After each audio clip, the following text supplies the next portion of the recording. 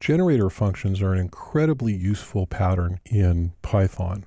What a generator function does is it actually creates an iterator. Let's take a look at how this works. And make a working copy of generator.py. I'll call it generator-working.py. We'll go ahead and open that up and take a look. This is the generator here.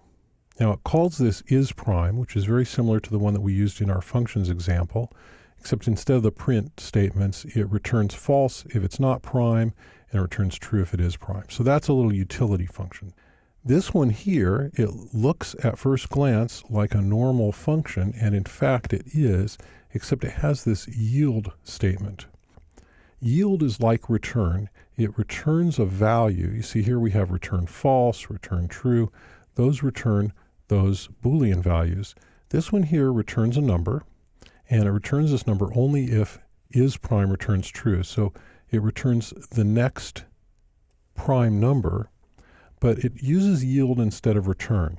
And what yield does is it returns a value, but then the next time the function is called, it continues execution after the yield. So in this case, we have this while loop, and it checks to see if the number is prime. If it's not, it increments and checks the next one. And if it is, it yields. And that will return a value. And then the next time this function is called, it'll just continue here incrementing and looking for the next one. And so this actually, because of the use of yield, it returns an iterator object that is suitable for use in a for loop. And here we have a for loop, and for n in primes, and so it calls this primes function. There's the primes function. And for each iteration, it'll put the value in n, and it'll print it out, and it tests to see if it's greater than 100, then it breaks out of the loop.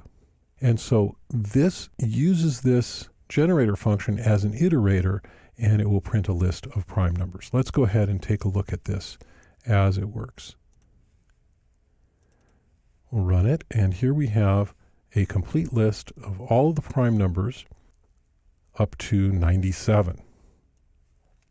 So you can see that this is incredibly useful, and we'll see some more examples of it as we go through the course. So this is a generator function, and what it generates is an iterator that's suitable for use in a for loop, just like any iterator in the Python language.